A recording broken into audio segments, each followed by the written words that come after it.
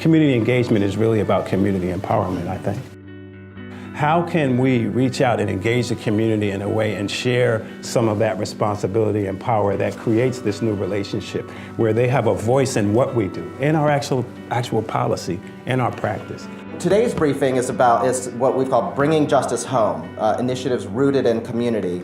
And the title really reflects our belief here at Vera, and I imagine the belief that everyone in this room has, that the delivery of justice and fairness and the delivery of public safety services is inextricably linked to place.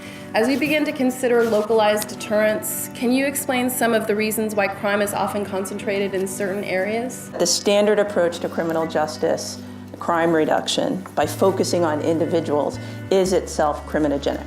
And that's what we've done. That's the $1 million block idea. Let's go in and arrest lots of people, send lots of people to prison, so on and so forth. But when you do that, you're going to enhance residential mobility because you're taking people out and they're moving, right? You're going to enhance family disruption because you're going to break up families. You're probably going to impact low educational attainment. You're going to impact the health of children who are in these families. The answer is, I think, to target your criminal justice policies not at the individual and think about the individual as separated from his or her environment and people, but instead think about ways in which you can enhance that middle box, the community characteristics, the social organization of the community itself. To address that, in 2010, the Department of Probation embarked on an initiative called the Neighborhood Opportunity Network, or NEON.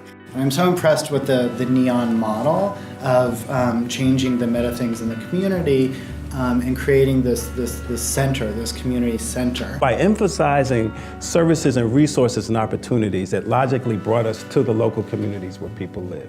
But it's also a way of working. It's not just moving our offices.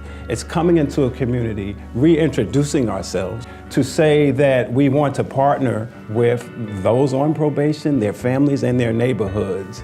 There's this larger value, I think, of engaging community and getting community to be a part and a partner of justice, not just a recipient of it, right? To make it a two-way street. We think that that's hugely important. You know, there's sort of this sort of inextricable link between returning home to family, getting all the kinds of supports that families provide, and that has positive benefits for recidivism, for reduced drug use, for obtaining and retaining employment. You know, the program was really built on what we know from the research about the link between family and successful reentry.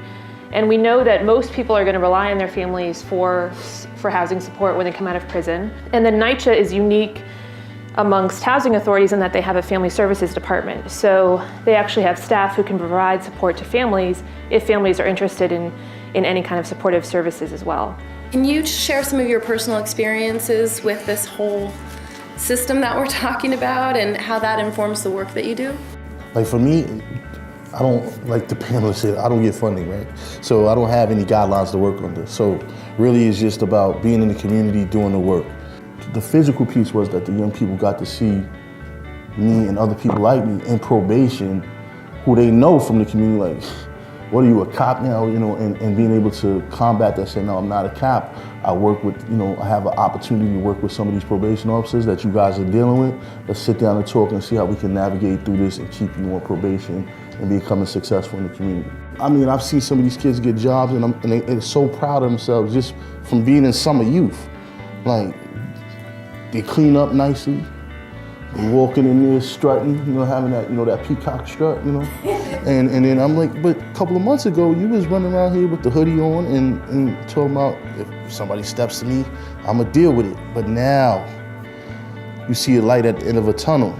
People want to have an expectation that they will be treated benevolently by this legal authority in the future, and the only way you can do that is actually change the nature of the relationship. When people are actually treated with dignity and respect by people in legal authority that they don't expect, it yields bigger benefits sometimes than you would otherwise expect.